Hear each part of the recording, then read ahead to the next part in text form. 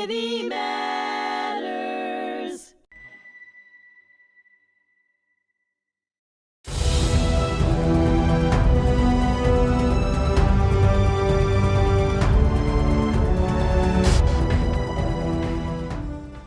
This is Alan Mindel from Influential Origins here at HMTC, and I have a fantastic guest today, Rory Lancman. Rory, welcome to the program, and thank you so much for giving us your time. Thank you for having me. It's always a pleasure to be at the Holocaust Center, and I'm just amazed at this studio that you have. You guys are doing wonderful things here. We're trying. Thank you so much, Rory. And you're up to some very important things, I would say, for sure. Rory, you have a phenomenal, Queens American story. And we won't get into too much detail, but just so we can set up our conversation today, of all the things you've done in your past, the thing that I think is the most unique that was early on in your career is you were a member of the National Guard. I was. So when I was in college, I did my freshman year, and then I spent the summer at beautiful Fort Benning, Georgia, in infantry basic training. Got out. 2 days later, I start my sophomore year. I was part of the Reserve Officer Training Corps, ROTC. The next summer, I spent at beautiful Fort Bragg, North Carolina, for Pretty additional training. Yeah. And then when I graduated, I was commissioned as a second lieutenant in the Army. Went back to Fort Benning for about 4 months for some additional training. And I was part of New York's own 42nd Infantry Division, which has a storied history in the Army. And it was a formative experience in my life, to say the least. My prime motivation was to do my part.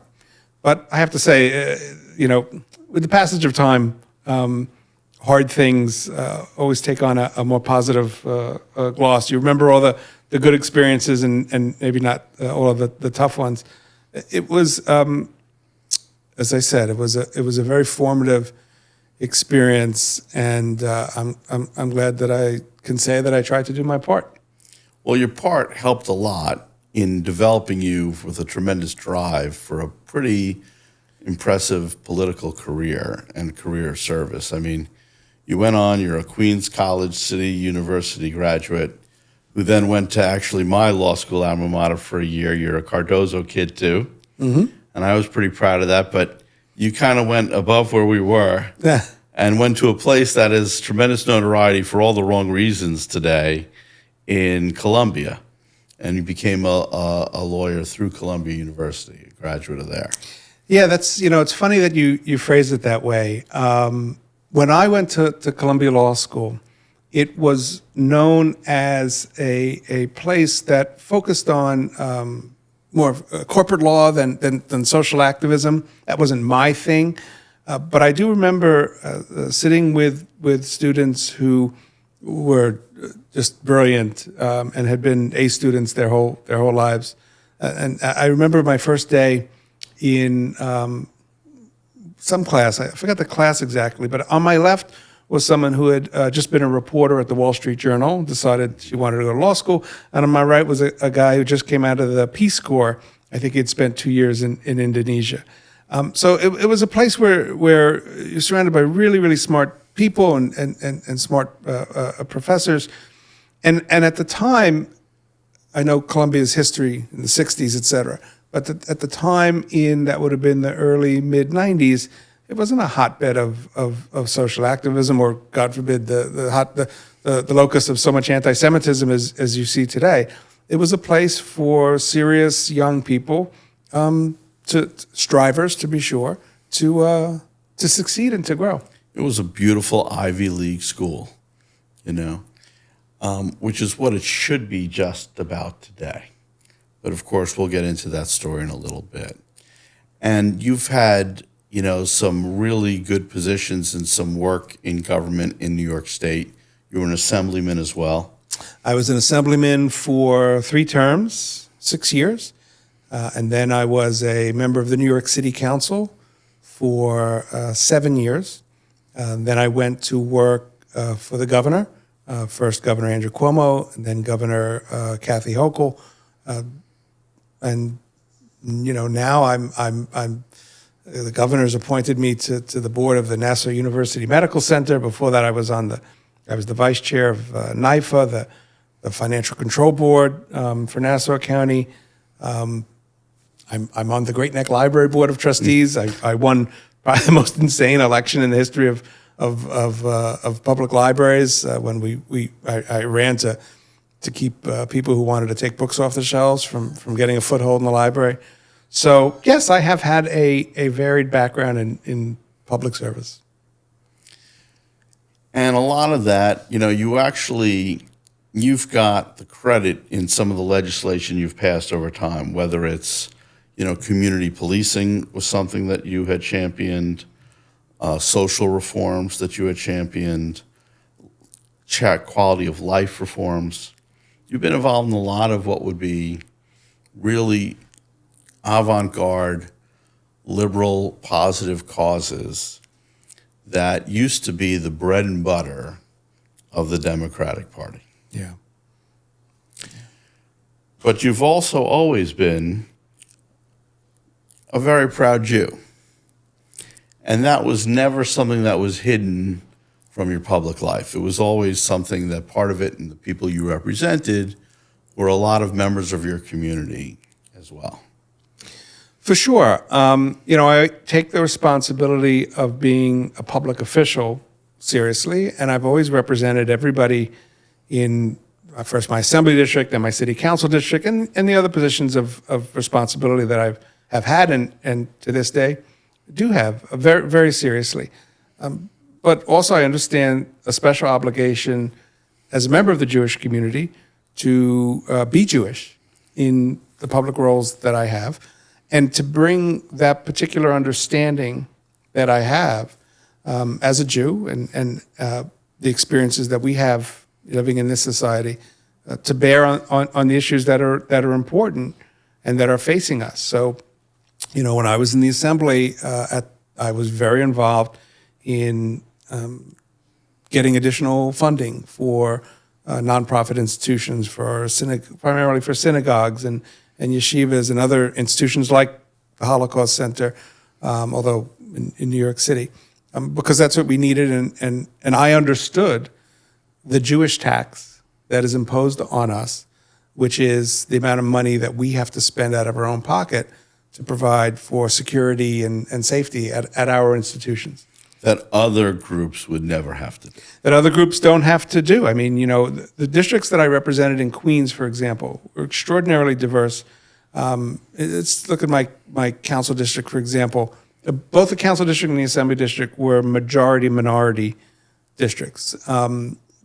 But both those districts had a very large Orthodox Jewish populations, neighborhoods like Kew Gardens Hills, Jamaica Estates, Hillcrest, for those of you who might be familiar with Queens. But I also Hillcrest High School. Hillcrest High School is my alma mater. Which is your alma mater, and it was a school that definitely made the news at one point, which we'll get to. It did. Yep. It did. I'm glad we're going to get to it. Yep. But also I have one of the largest Muslim populations, certainly in Queens and probably in the city, a huge Bangladeshi Muslim community around Jamaica High School and that area, for those who are familiar. So, I, again, felt a deep responsibility to all the communities that I represented, and I'm very proud of my representation. But also, of course, to stand up for the Jewish community's needs and to be a voice for our desire and entitlement to security, to safety, to equality. And it's always been a part of my brief, my portfolio, to support the U.S.-Israel relationship. Yeah. I remember when I was in the state assembly, the speaker at the time was an Orthodox Jew, Sheldon Silver. And every 2 years, he, with the Jewish Community Relations Council, would organize a delegation of assembly members to Israel to see it firsthand. Now I had been to Israel before, but going as a member of of a government body. We met with the prime minister. We had briefings, and most of those on the trip were not Jewish and had never been to Israel. That was a powerful experience for me, and an opportunity to take what I learned there, the connections that I made there, and use them to advance supporting Israel and the U.S.-Israel relationship when I came home. Well, this was at the time, everyone now is familiar with the small Israeli town or city of Sderot, which is just outside of the Gaza Strip. It's part of the Gaza envelope. It was attacked on October 7th. Before then, Sderot had been just a focus of missile attacks from Gaza. And we met when I was there. This was, a dozen years before October 7th.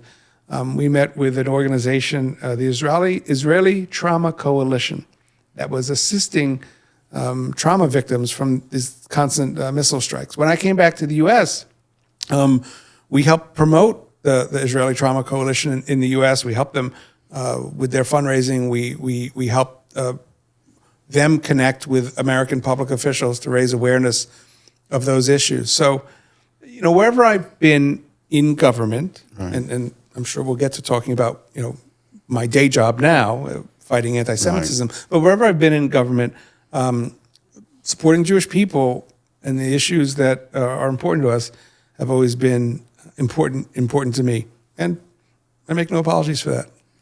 You shouldn't have to. And, you've done it from, you've worked with both sides of the aisle. I mean, I just watched a video of you with our current Israel ambassador, Mike Huckabee, former governor of Arkansas, and you were talking about, everything, you do see it through a legal lens, which is an important part, and about the rights of all people, including Jews, to live where they want to live in peace and equality, with the ability to determine their own existence, their education, and get every opportunity that could be available to them.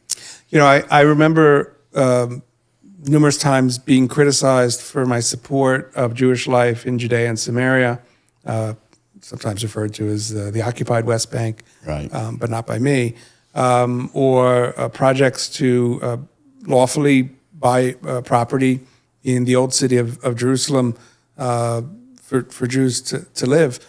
And my response is very simple. Jews have the right to live anywhere in the world. And we're talking about purchasing property. We're not talking about taking that's it. Not appropriate, just appropriating or stealing it. Yeah. Jews have a right to live anywhere in the world that they want, especially in the historic land of Israel. But I'll give you a better Democrat-Republican collaboration. When I was in the state assembly, as I was in the legislature, I passed a couple of bills with Dean Skelos, who at the time was either the majority leader of the state Senate Republicans, or when I did the bill. I think he was. When I did the bill with him, maybe it was before he was majority leader. It was a big Republican, right. And they controlled the Senate. But we collaborated on legislation. We passed legislation to make it easier to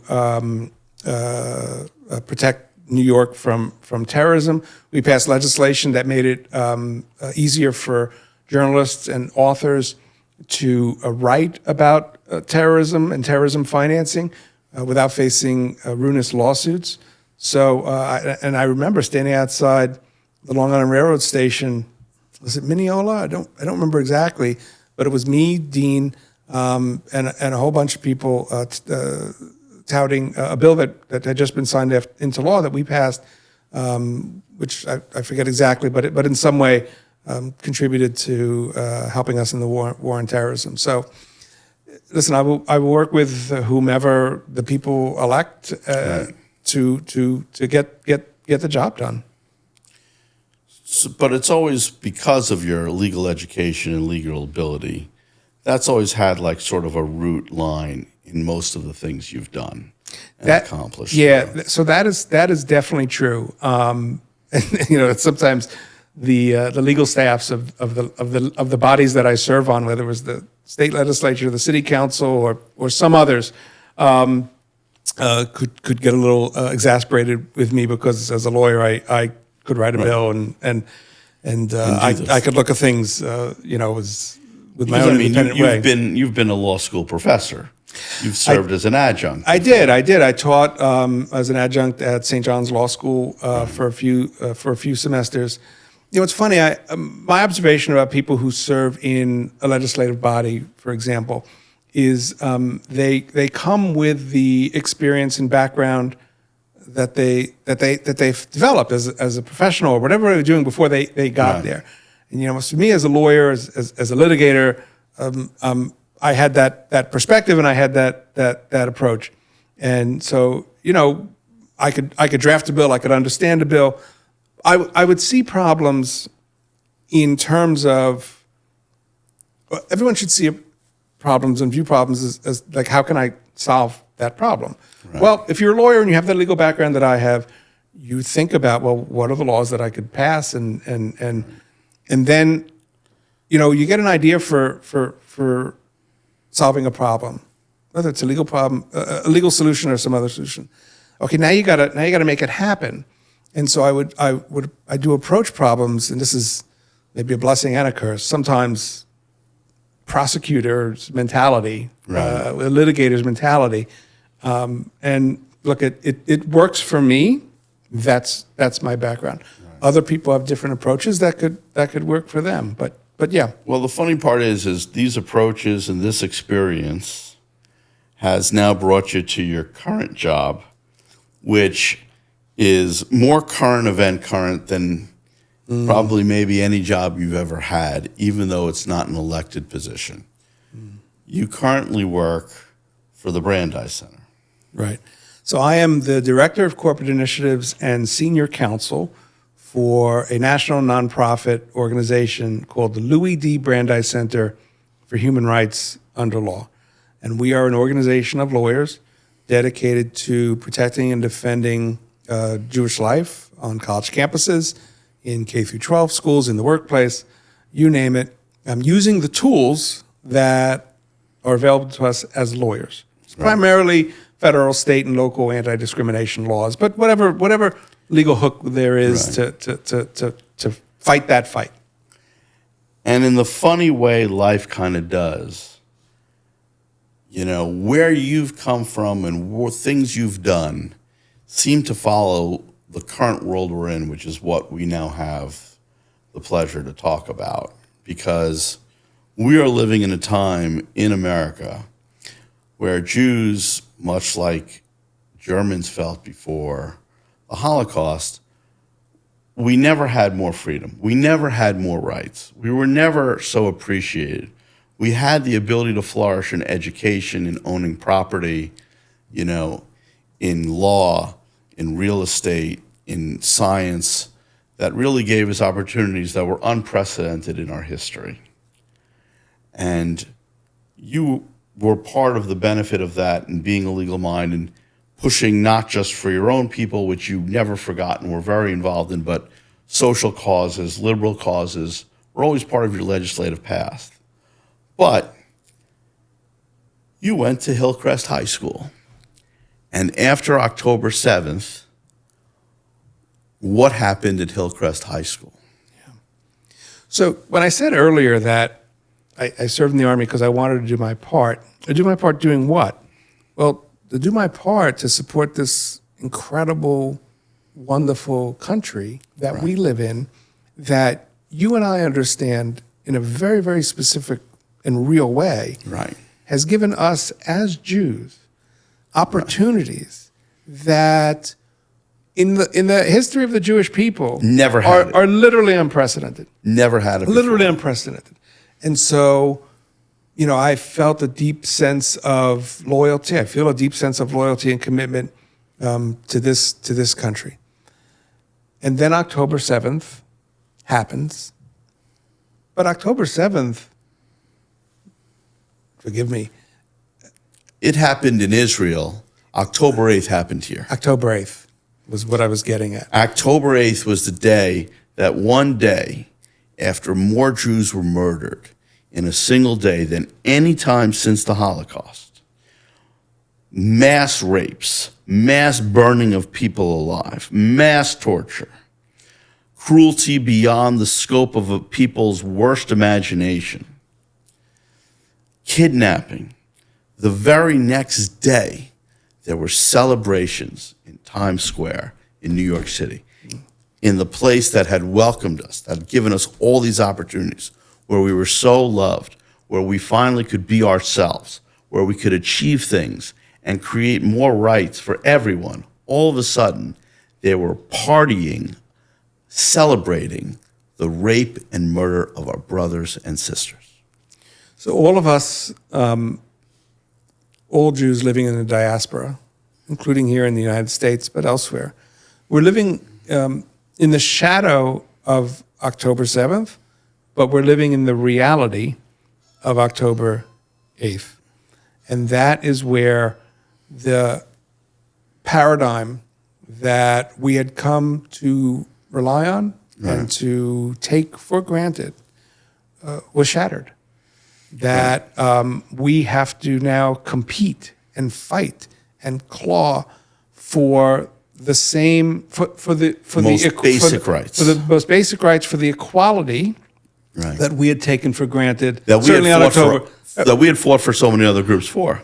We had fought for other groups, and we had fought for ourselves. Right. The liberal democracy that Jews have helped to build. Right. That I hope no one will be offended if I say that we have made a contribution to liberal democracy. More Nobel Prizes than any other religion or group in the world. We have, what's the phrase? We have punched way above our weight. Punched above the weight. That paradigm is not enough to secure our place in those liberal democracies. So all of a sudden now we have got to fight tooth and nail. And as we talk more about my work, I'm sure we'll talk about what does that mean. But we have to fight tooth and nail for Jewish kids on college campuses to be safe, to be able to go to attend classes, for Jewish professors to be able to give lectures, for workers at some of the biggest companies in the world to have equality, to be able to go to work every day without being terrorized by their colleagues, to participate in politics and government and community affairs without being required to renounce our Zionism, our commitment to Jewish self-determination in our ancestral homeland. All of these things, if you told me on October 6th, even though I've been doing this my whole life, if you told me on October 6th is where it would be, I would have said, you're nuts. But here we are. But here we are, and so Hillcrest High School. Oh, sorry. Just to get you there for a sec, the school that created the patriotism that made you become a member of the National Guard, right? Mm-hmm. A proud Jewish teacher who had taught forever in the school system, because there are tons and tons of Jewish men and women who have been proudly part of the New York City public school system as teachers, right? Right. Teaching people of all races, religions, and colors, and whether it was the best paying job or not, and frankly, if you're working in New York City public schools, it probably isn't. We're proud to be there. And one day, this teacher had to hide, run for her life in her place of work, in her school, because there were groups throughout the school that were trying to find her and kill her. Yeah.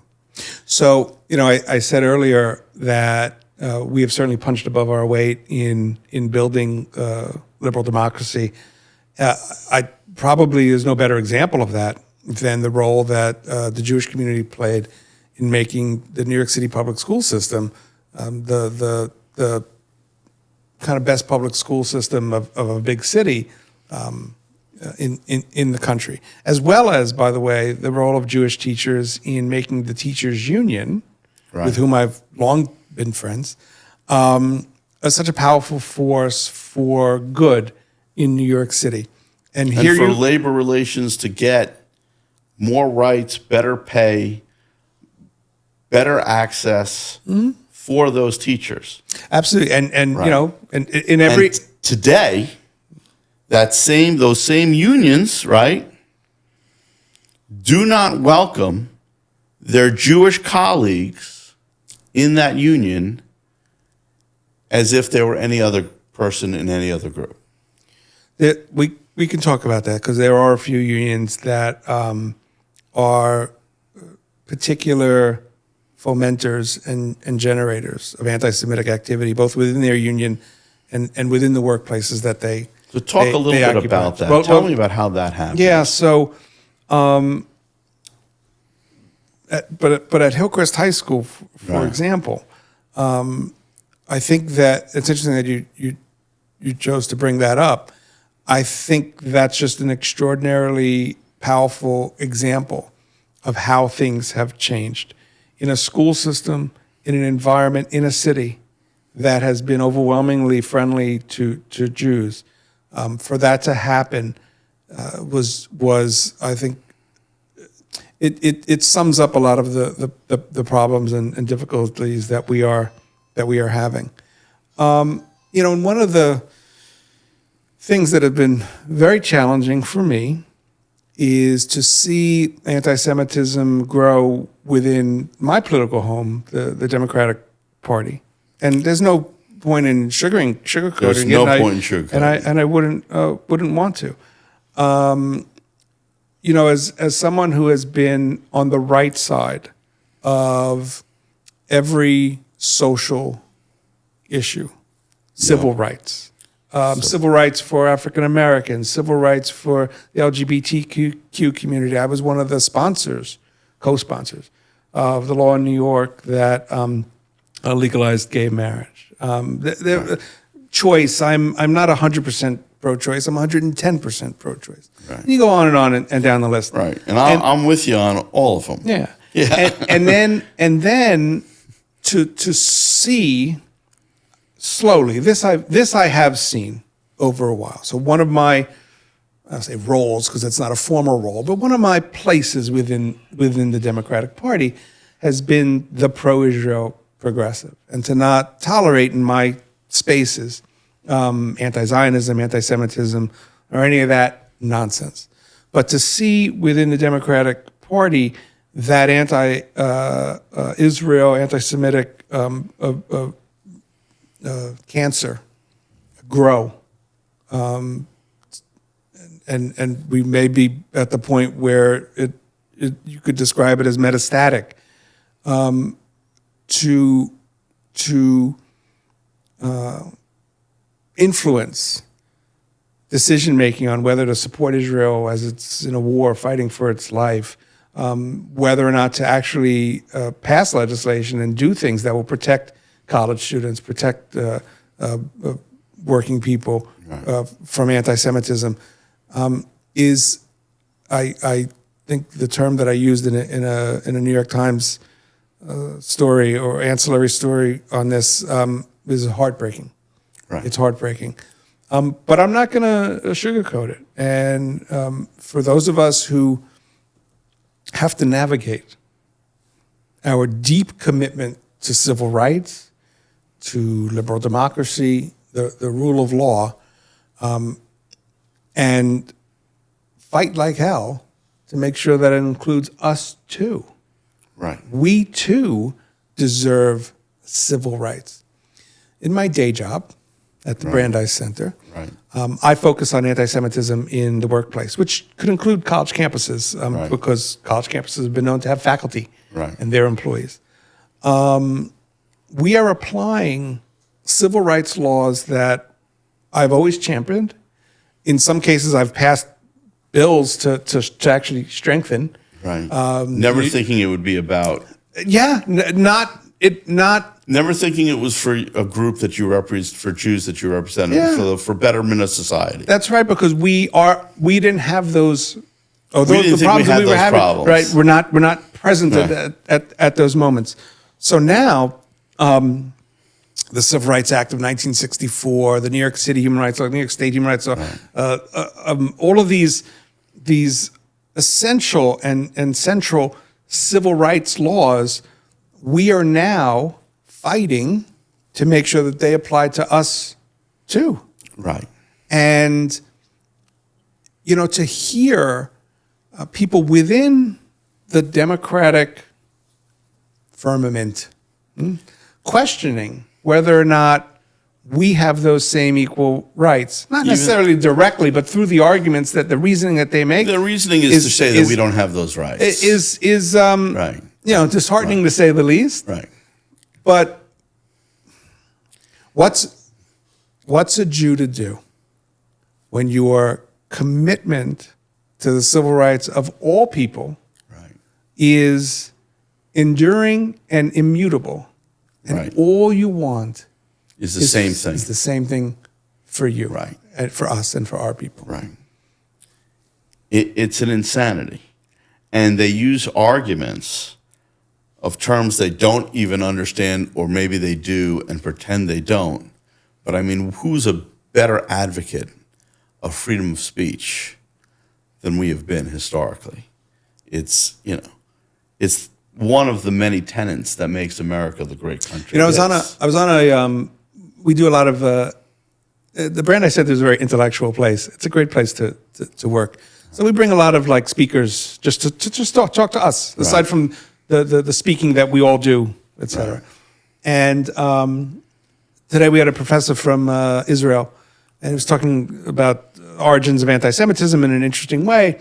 And it highlighted something that I'm very familiar with, and most Jews might just feel intuitively, that the anti-Semites on the far right and the anti-Semites on the far left, which is creeping into the not so far left, but just kind of the ordinary They're left, coming around the circle. Yeah. Right. Will accuse Jews of opposite things, and this was true in the you referenced it, but true of opposite things. Right. It doesn't matter. Jews are the answer to the conspiracy theory that they have about why things aren't what they want to be. So from the far right, Jews are the communists and the socialists and the ones that are passing all these evil civil rights laws to give rights to other groups that they hate. And in the far left, the Jews, the Jews are the capitalists and the bankers and the globalists. Right. They're completely all of a sudden opposite. White. Right. That's I mean, that's another problem. Nazis killed 6 million of us because we were not genetically white. And now we are the oppressor because somehow the Nazis must have been wrong, because even though our skin's darken a lot of times, we have come from all over the world, we look different, we sound different, but now we're all white somehow. One of the drivers of the problems that we're seeing within the progressive left of center politics, philosophy of whatever you want to call it, is a focus on identity politics that excludes Jews specifically as an identity that faces discrimination. So I have many hats. We talked about some of those hats. One of the hats is I happen to be on the executive board of the North Shore branch of the NAACP. I've always been a member of the NAACP. It's very important to me because, as we've said, I'm committed to civil rights. So I don't want to... And that's, not, by the way, not unusual, right? Lots of Jews had a lot to do with helping forming and developing the NAACP. And other civil rights organizations. So, I'm not going to be in a position or to articulate anything that suggests that African Americans, Latinos, women, pick your identity, that the discrimination that they face is not real, shouldn't be addressed, and shouldn't be, or doesn't count. It doesn't count. Right. All I want is for the discrimination and inequality that we face to count as much. And that is the failing, as it relates to Jews, that is the failing of DEI programs and identity politics. You have to include all the identities. Right. It's Orwellian. you know, in that the names have nothing to do with what they're actually about. You know, diversity, equity, inclusion. It's not really diverse. They're not preaching equity, and they're certainly not inclusive of us. Well, what I can say on that is that if we Jews are not part of the inclusion, are not given equity, and are not appreciated as adding to the diversity of whatever that environment is, then that DEI program is not helping Jews. It's hurting them. Right. And it's the question of, you know, just because I mentioned it before, I mean, we believe in free speech, even hate speech, Skokie. There are so many examples over time. You know, the Jews will not replace us. All these horrible things that we've said. Well, it's hate speech, but it's still freedom of speech to it.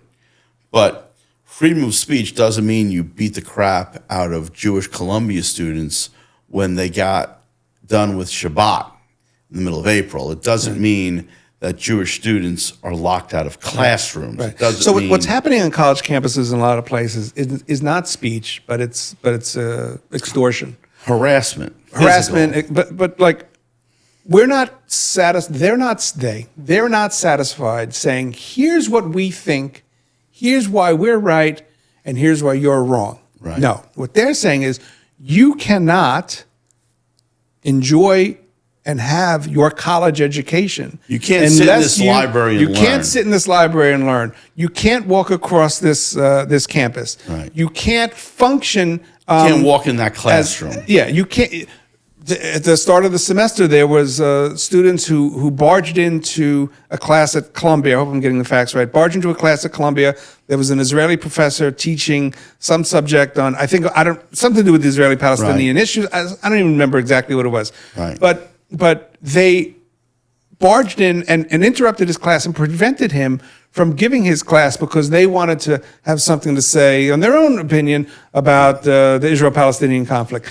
That's not freedom of speech. That is not agree with me. That is suppression of other people's speech until they get what they want. That's extortion. What's more incredible about that is that I've seen so many Jews.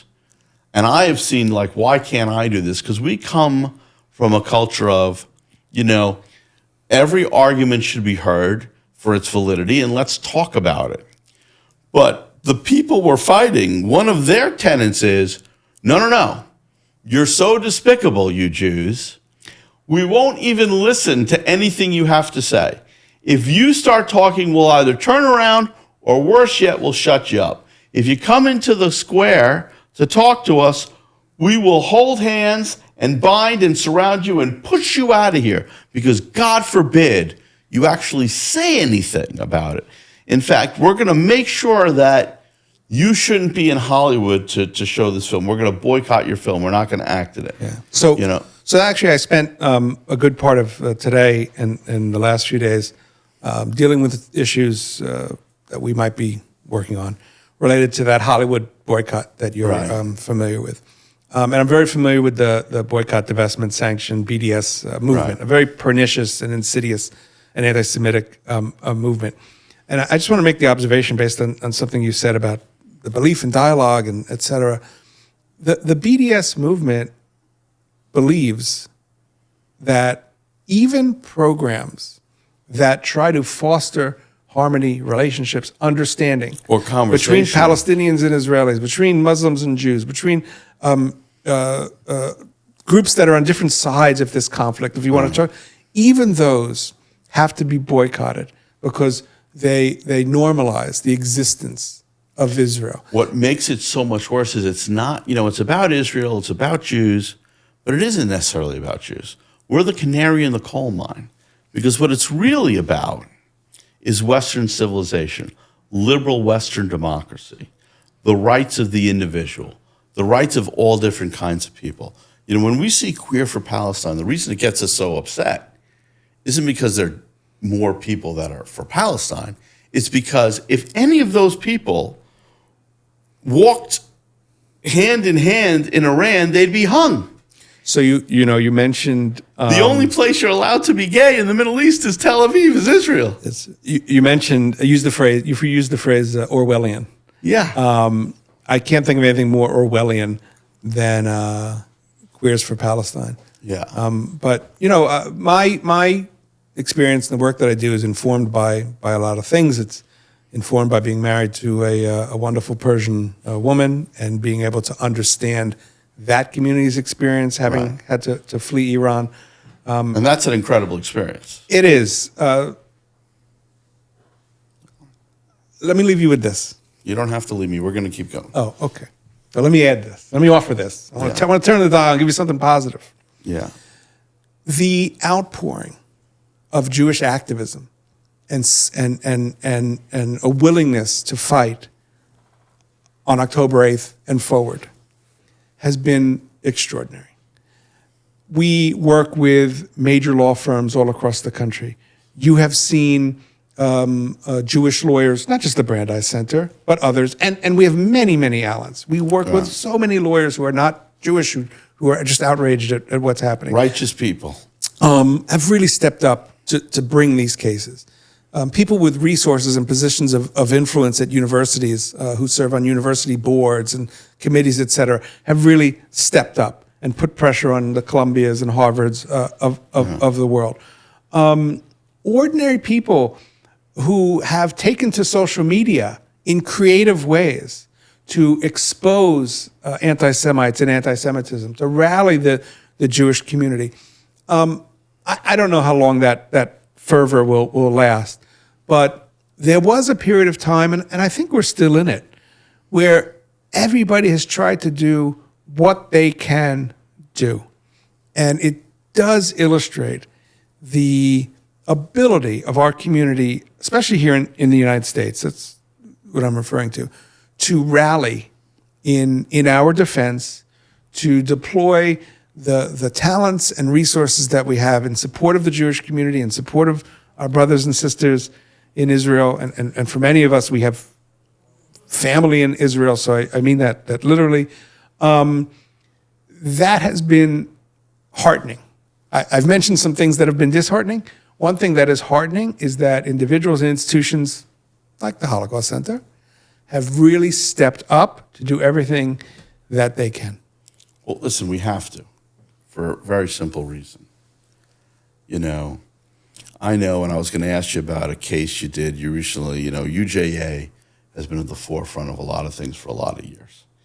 You had a case where someone worked for the Legal Aid Society, God's work, a society that happens to be a spin-off of a UJA project from eons ago. And today, a Jewish lawyer represented by a union in that office that was a Jewish-formed organization, not to help Jews, but to help all Americans with legal aid, is just drenched with Jewish hate all day long by a union that's supposed to be representing them. Right? So when I was in elective office, and to this day, when I was in appointed office, even to this day, as a member of the board of the Nassau University Medical Center, which is the public hospital in Nassau County for people who don't have insurance or undocumented, et cetera, work very closely with the union at that hospital. I've always been and continue to be a big supporter and big ally and big partner with organized labor. There was never the role of organized labor up until now to say we're going to take on this political agenda that has nothing to do with supporting our members. Nothing to do with supporting their rights. That's not completely so. The AFL-CIO had been a big supporter of Israel, a big purchaser of Israel bonds. Don't forget, Israel, today we know Israel's startup nation, tech, and all that. Israel was founded by the kibbutzim, the socialist movement, until Ben Gurion and until Menachem Begin won, I guess in the 70s it was.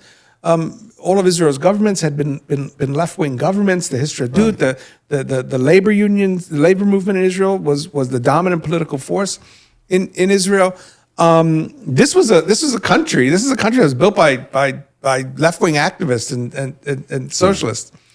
There are, however, a handful of unions in the United States, and so they have an overrepresentation in New York, that have embraced this anti-Israel agenda, have made anti-Israel resolutions and anti-Israel activism a core component of their union activity. Frankly, I see it with my own eyes, at the cost of spending time and resources and effort on making their members' lives better and focusing on wages and benefits. Which is what they're supposed to be doing. Should be doing. So, and those unions are in particular places sometimes, in our educational system in particular. Which is no accident. The American Association of University Professors, I hope I'm getting that right. There was recently a lot of media attention to the fact that the president of that union is just a hardcore anti-Israel zealot. A lot of the unions that represent graduate students are just occupying all of their time with anti-Israel advocacy. And one of those unions is the union that represents legal aid workers, legal services workers in New York. Irony of ironies, you talked about Jewish contributions to the when I was in the city council, I chaired the committee that oversaw New York City's funding on civil and criminal legal services, and helped expand those services to needy New Yorkers quite significantly, including at a couple of the organizations that I am now involved with in legal claims because of the activities of those unions. So imagine being a Jewish lawyer at a nonprofit organization that you have joined because you want to serve humanity. For the most part, by the way, not Jewish clients. Right. You are doing, I think, it's not about helping, it's about helping them. Absolutely, I think you used the term earlier. God's work. Truly. Work. So you have to come to work every day, and there are posters on the wall that say Intifada now, or from the river to the sea, with maps. Intifada now means that we're going to start bringing terrorist activity here into the United States. It has that we're going to kill you here in America. Absolutely. You working in the legal aid society. That's right. It has only one real meeting. It is the Intifadas, the first Intifada, the second Intifada, which was I think over 1,000 Israeli were murdered. I lived in Israel for a portion of that time. It means blowing. So you know, it means buses getting blown up, pizzerias, supermarkets, wherever you could find a Jew to kill. Let's kill. That's what Intifada. That's what Intifada means when you're using it in the context of the Israel-Palestinian conflict. Okay, so imagine coming to work every day to try to serve poor New Yorkers as an immigration who could care less about these issues. Could care less about these issues in their immigration matters, their housing matter, whatever it is. And you've got to deal with these posters on the wall. You've got to deal literally with rallies in the office for walkouts, people on Zooms wearing keffiyehs and buttons. Red hands, which is to symbolize the great success of ripping a poor Jewish Israeli soldier to pieces who had to make a wrong turn in the West Bank. We dealt with something like that on the Pratt University campus, by the way. So you know, this is the kind of workplaces. These are the kinds of workplaces that some Jews have to go to work in, and when that workplace, when that anti-Israel, anti-Semitic, anti-Zionistic activity is being fomented, defended, instigated by your own union that is supposed to be looking out for your interests. And now they're the ones that are creating the discrimination against you. Imagine that. And who do you go to? You have no one to go to because you can't go to your union because they're the ones doing it. They're the ones doing it. And so, look, the Brandeis Center, we are not shy or afraid, to say the least, about bringing legal claims on behalf of the people that we represent, the people that that's the only avenue we have to get the change we need. It's not the only. I'm not even going to say it's the best. It's the most successful so far. It's important. There are others. Every Jew, just like every person, should be engaged in politics, should be demanding of their elected officials that they are on the right side of these issues, regardless of their political affiliation. They should be engaging in community building. Join your synagogue, your JCC, your Holocaust Museum, whatever it is. Be proud of who you are. Be proud of who you are. And fight the propaganda, because you tell that lie often enough. If you tell it to students at Hillcrest High School, if you tell it to people working at legal aid, if you teach it to the faculty and graduate professors at each university, if it fills City University of New York, which is supposed to give the educational opportunities to New Yorkers that don't have the income for private schools, and you take it from the top of Columbia to the bottom of K education through 12, it surrounds you in this world of hate that you can't get out of. Yeah, it can be all encompassing. It could be suffocating. So at the legal aid, these laws. So thank God we live in a country where we still have the right to petition a court. That's right. To say this can't happen. That's right. We don't need to rely, as our ancestors did, on the goodwill of the local prince or the commissar.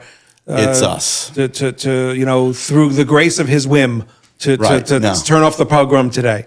Right. We have what's the term that we use today? We have agency as Jews, and we've got lawyers, we've got professionals, we've got our vote. We've got our vote. And we should use all of that to the fullest without apology. Well, Rory Lancman, it's been a pleasure to have you today. I can't thank you enough for being here. I think it's been a good conversation. I hope to continue it. Likewise. Thank you very much. Thank you.